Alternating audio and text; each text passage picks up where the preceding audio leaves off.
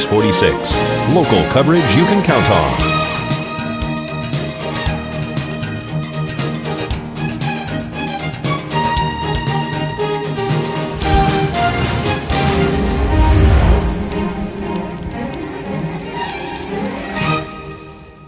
At Healthcare Partners Medical Group, our mission is to provide the highest quality of healthcare to each and every patient. With 5 locations in Pahrump, we are local doctors you know and trust. We want to thank you for choosing us. Quality care starts here. Are you looking for that unique, one-of-a-kind gift? Consider a personalized embroidered or custom printed item such as a hat, shirt, jacket, bag, or towels. Bees Embroidery will design something unique for you. Use a favorite photo of a loved one, or a pet, or even a car. Or you can choose from over 30,000 embroidery designs and 1 million graphic designs. Plus, there's 10% off many items in stock, located at 301 North Gilmore off Basin, or call 727-9444. Bees Embroidery, for a honey of a job. News 46 is brought to you by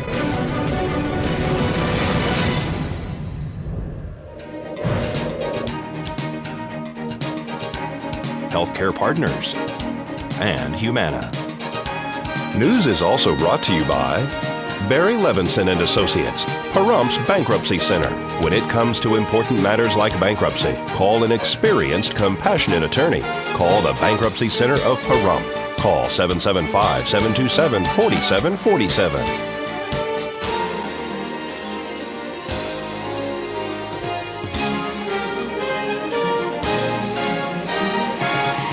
Tonight on News 46, a lawsuit is filed against the town by Anthony Greco. And a motion to dismiss is filed in the positive Pahrump case.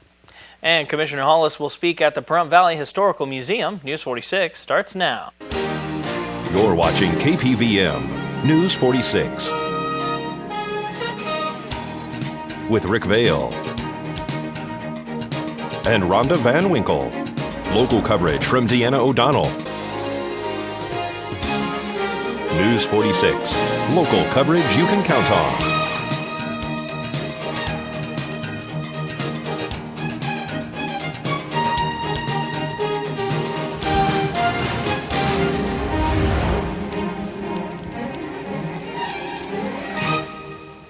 Good evening. It's Wednesday, January 11th, 2012. I'm Rick Vale. And I'm Deanna O'Donnell for News 46. 2 lawsuits were served yesterday to the town of Pahrump, employees and associates by Anthony Greco, stemming from his arrest for the alleged arson on his home located at Pahrump Valley Boulevard. The lawsuit names the unincorporated town of Pahrump, town manager Bill Kobarger, Pahrump Valley Fire and Rescue Chief Scott Lewis, each of the 5 town board members individually, a volunteer at Pahrump Valley Fire and Rescue, a human resource employee for the town of Pahrump, and the council for the town of Pahrump, who is Armstrong Teasdale. Each is being sued for $500 million. Bill Kohlbarger and Scott Lewis have separate suits for an additional $500 million, totaling $1 billion for those 2. Greco is representing himself in the suit, which he claims he was wrongfully arrested, and is also suing for a violation of HIPAA laws. The state fire marshal who brought the claim of arson to the district attorney, who filed the arson charges against Greco and his girlfriend, was allegedly not named in the suit, nor was the Nye County Sheriff's Office, who also was on scene. And Stephanie Lopez, founder of Facebook webpage Positive Pahrump, has now answered the $26 million lawsuit filed by Anthony Greco. The suit asked for damages, alleging that on her website were comments accusing Greco of being a murderer. A motion was filed yesterday to dismiss or issue a summary judgment in her favor. She also asked for the Rule 11 sanction against Greco, that he be held accountable for filing a frivolous lawsuit. Lopez's motion states Greco was indicted, arrested, and put on trial in federal court in 1999 under allegations he was involved in an organized crime murder in New York City.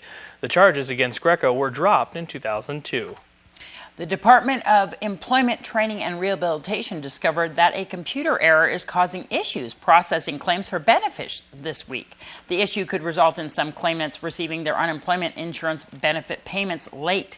They have isolated the problem, but the number of people affected has not been determined yet. To help ease the congestion in the telephone system, they are asking claimants to utilize the website to file their regular claims and to receive up-to-date information on this issue. Updates will be posted to the agency website at nvdetr.org and at expressclaim.org. And folks, a 7.3 magnitude earthquake struck off the coast of western Indonesia early this morning, stirring panic and a tsunami alert, but leaving no visible damage. That's good news. And coming up, Gary Hollis talks Yucca Mountain. And we get an update on the recent Emma Street fire. We'll have all this and more right after the break, so please keep it here.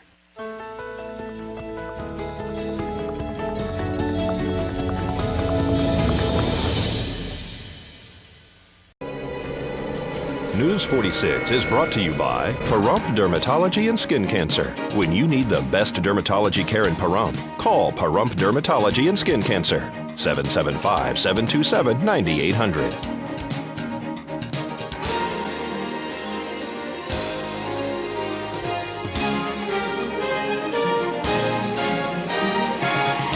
And welcome back. Commissioner Gary Hollis will be lecturing at the Pahrump Valley Historical Museum this Saturday regarding the Yucca Mountain Nuclear Repository.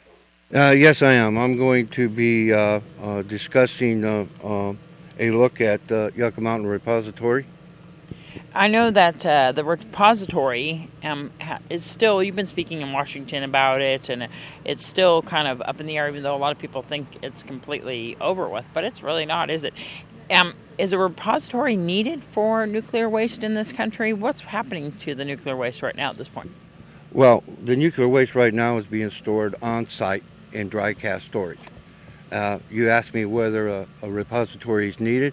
Yes, a deep geological repository is needed. Even with reprocessing, there is isotopes in there that cannot be reprocessed and there's no use for. Those would have to go into a deep geological repository. What's going to happen with all the defense waste that we have? We have utterly tons of defense waste that's sitting around, like Hanford, Washington, for instance. They have liquid radioactive material in tanks. Those tanks are leaking, and it could get into the Columbia River. So we need to get the liquid into a glass form, put into a canister, and Yucca Mountain would be needed for that. I know there's several questions that we're asking here on the flyer, and one is, can the waste be transported safely? Yes, the National Academy of Science, the DOE, and the NRC, and every country that has nuclear energy has determined that transportation of nuclear waste is safe. We transport nuclear spent fuel every day in this country. We don't broadcast that we're moving the spent fuel, but nuclear waste is being moved safely every single day. And I know that there's two other questions. Leaving the waste where they are a solution, and is Yucca Mountain geologically safe? Well, leaving the waste where it is just pawning the decision off to our future generations on a decision that we should be making. And that's the reason why they came up with Yucca Mountain in the first place, in a mountain that is 1,000 feet below the surface and 1,000 feet from the water table, is so that we can actually store this waste properly and safely. A lot of people are really interested in what you have to say about Yucca Mountain and what's going on with Yucca Mountain. So this weekend, they can come at 1 p.m. on Saturday to the Pahrump Valley Historical Museum there on Basin and find out more answers to their questions. It's kind of an open forum, so people are welcome to put their hand up and ask all the different questions, as well as quite a impressive display of what's going on at Yucca Mountain there. Yes, there is a display there at the museum that we have historical documents. There is pictures of nuclear shots. There is information on nuclear waste. And this is just a forum for people to be able to answer or ask their questions. And there will be scientists and people there. If I can't answer it, they can.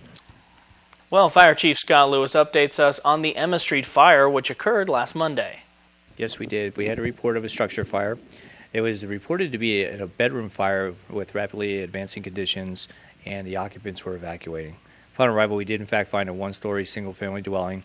We had heavy fire showing what we would refer as the delta side, which is the right side of the structure. It actually had compromised the window, was lapping up the side of the building and into the gable vents into the roof area above. The crews arrived on location, and we determined that in fact all occupants had been secured and were in a safe place. The crews mounted an interior offensive attack, made great progress, and halted the forward progress of that fire within approximately 4 or 5 minutes after arrival. And I know that all occupants, but they had a couple animals that unfortunately didn't make it out. Yeah, there was 2 cats that were saved, and unfortunately 8 were lost. They were all located within the same room. It had severe heat and smoke damage in that area, and so they appeared to succumb from those type of conditions. Pahrump Valley Fire and Rescue conducted the investigation on the scene. Yeah, well, actually the investigation is still underway, but it appears to be accidental in nature at this point of the investigation, and once we conclude that, we'll let you know what happened. All right, and then the occupants, was there only one inside the structure at the time? It's our understanding that there was one occupant, a female, who safely egressed on her own. Are they able to live inside the home at this point? No, there was severe fire damage in the area of origin, and then there was severe heat and smoke damage throughout the remainder of the structure. And so we have Valley Electric, I'm sure, arrive on scene and shut off the electricity to that building. Does it look like it will be able to be occupied soon or no? It'd probably be a while before it can be occupied. Again, some of the structural members were compromised. It was a heavy fire condition in that area, and it had well ventilated, so it had a good air supply, and it caused the damage as a result. The Pahrump Valley Softball Association invites you down to sign up, play some ball, and have lots of fun. Pahrump Valley Softball Association is gearing up for the new teams. We're going to speak with Ken and Darlene. The Pahrump Valley Softball Association is a nonprofit corporation chartered through the state of Nevada. I started it 6 years ago, to run the adult softball leagues here in Pahrump. We played on a Petrick Park in our league games. We play 5 nights a week. We have men, women, and co-ed leagues, You must be at least 17 and a half years old or older in order to play in the leagues. If you're 18 or older, that's fine. If you're under 18, 17 and a half, you must do it with a parent's consent, and proof of your age. And how can people volunteer? It's not really a volunteer program, because like the coaches of the different teams, are usually selected from the teams, and it's usually whoever goes out and organizes a team, those are the ones that are usually wind up being the coach, manager of that team or whatever. There's really not any volunteer positions open. Umpires umpire the game, scorekeepers that keep track of the score and everything like that are paid positions, that are paid for by the teams or by the association. We have a meeting coming up, this coming Saturday, which is Saturday the 14th of January at 6:30 at the Pahrump Valley Auto Plaza. It's like an organizational meeting for the new year and also for teams to get registered, for the up-and-coming year. And anybody that's interested in playing on a team, they're not a one, they can make that meeting, and we can always make sure, they get hooked up with whatever type of team they want to play, whether it's men, women, or co-ed. How many teams do we have? This last year for the seasons that we run, which is spring and summer combined, and also fall league, we had a total of 42 teams, for the total year. I like that. Okay, very nice. And if people wanted to contact, if they do want to volunteer, you said you guys are looking for umpires which are being paid. How can they contact you? They can contact me or Ken, and we also have the Vice President, Faith Smith.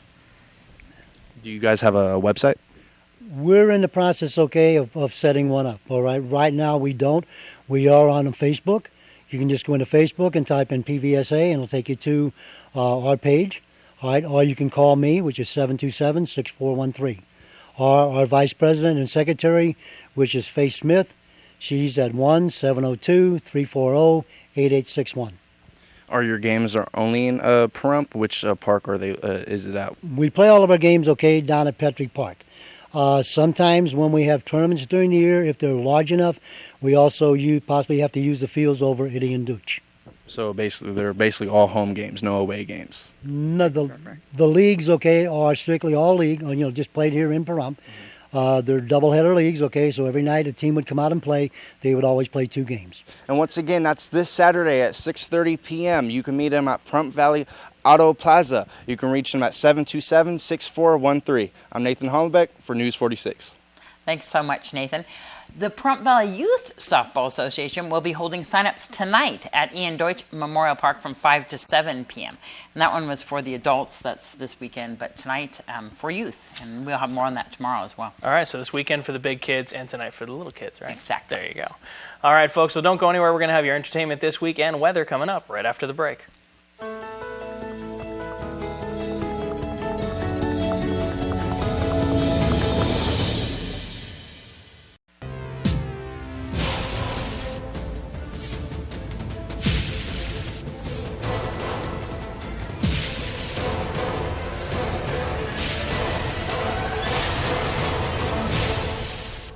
With your entertainment this week, I'm Zach Fuentes. Now, I can't speak from first-hand experience, but delivering a baby is not the easiest thing in the world, whether you're Beyonce Knowles or not. However, if you are Beyonce, you can get the most luxurious experience money can buy. Beyonce Knowles and her husband, rapper Jay-Z, whose real name is Sean Carter, welcomed their first child into the world on Saturday. The baby girl was named Blue Ivy Carter.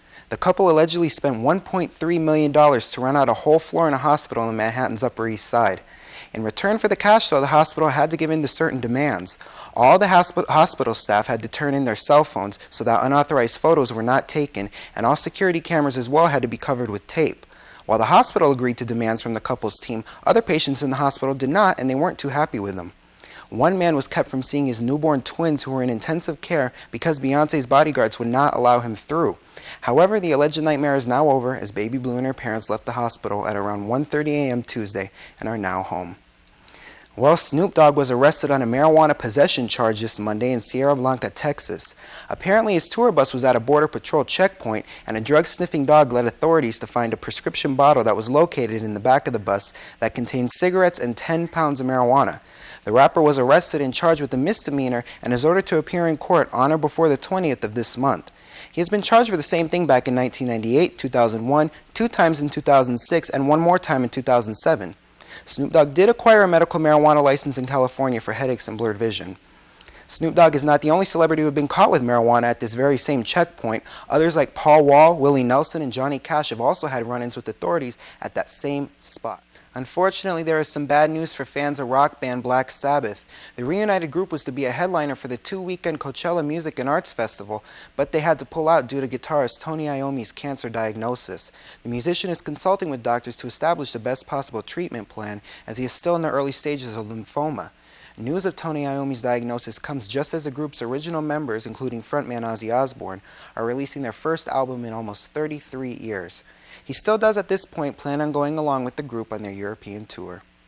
Well, we have a little bit of an update for you. In November of 1981, the world lost screen legend Natalie Wood in a mysterious drowning. Nearly 30 years to the day of the drowning, the case was reopened by the Los Angeles County Sheriffs, which we told you was due to them receiving new information regarding the case. Since the tragedy occurred, many speculated that foul play may have been involved, but the LA Sheriff's Office has said that at this point no evidence has been found confirming that. They did, however, say that the case is still very active and under investigation. For those of you who may not remember the circumstances of Natalie Wood's death, the star was sailing off of Catalina Island on a yacht that her and her husband, fellow movie star Robert Wagner, owned, when she mysteriously was found dead in the water. The LA Chief of Detectives speculates that while we may not find out exactly what happened, some of the smaller questions that have remained a mystery for all of these 30 years may indeed be answered. I'm Zach Fuentes, and that was your entertainment this week. And Zach Fuentes spoke to Lori Wall and Marion Maxfield about this year's Relay for Life event. Our celebration is this Saturday, January 14th at the Nugget Event Center from 2 p.m. to 4 p.m. And we'll be celebrating our survivors and also it's a kickoff for our Relay for Life, which will be this year. It's Saturday, May 19th and 20th at the Petrack Park. Okay, and Marion, can you tell us a little bit about what you guys do at the kickoff celebration? Oh, we really have a lot of fun. All the team captains are going to have tables there because that's part of their fundraiser. We'll have survivor sign-up table because we want to get all the survivors signed up. We'll have a luminaria table. We'll be selling the new luminaria bags. And it's just a good time. We'll have some videos and some speakers, and it's just a very nice event. A lot of fun. And so this is going to be on January 14th. The actual Relay for Life event is going to be in May. Can you tell us a little bit about what you guys do with that? Our relay is the American Cancer Society it's their main fundraiser that they have throughout the nation, actually the world. It's worldwide. It's their main fundraiser to raise funds to help fight cancer through research, through services that they provide to everyone, through Road to Recovery. That's a transportation service that people can use to be transported to and from treatment. Reach to Recovery, which is a breast cancer service.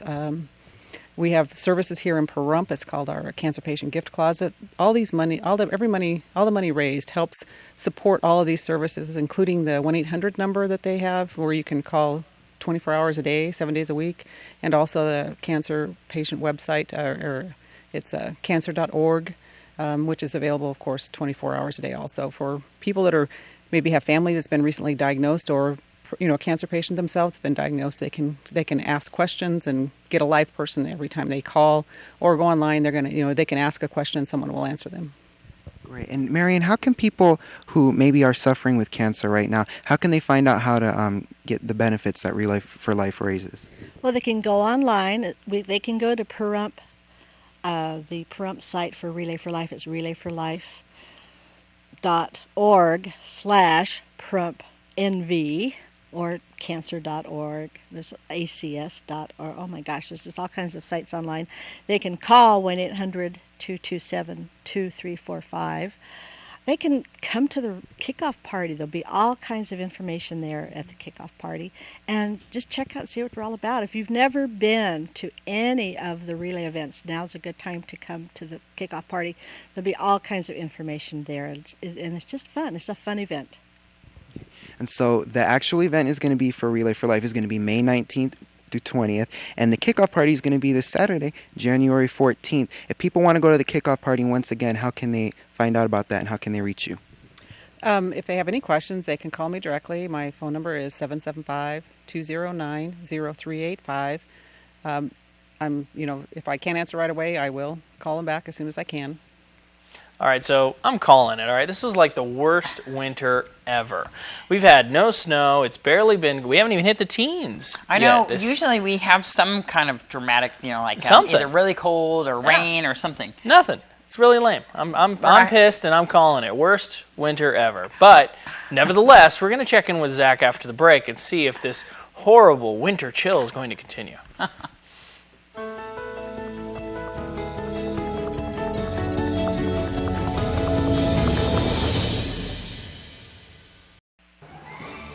News 46 Weather is brought to you by Healthcare Partners Medical Group, with 5 locations in Pahrump, local doctors and professional staff providing total care from infancy to seniors. News 46 Weather is also brought to you by your local dairy farmers.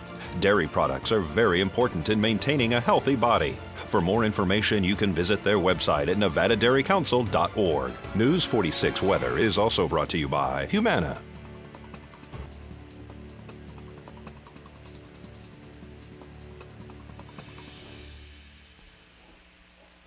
Welcome back to News 46. Zach Puentes here again, this time with your weather though. Today we had sunny skies and our high was actually a lot higher than we expected. Yesterday it was 69 degrees. The winds were coming out of the northeast at 7 miles per hour and our gusts were up to 16 miles per hour. So it was a little bit of a breeze that didn't make it feel so warm, even though that's not really that warm compared to our summers. Our pressure is still holding steady at 30.10 and our UV index is at 3, moderate. Humidity was at 27% and our sunrise was at 6:55 a.m. Today's record was 73 degrees back in 1938.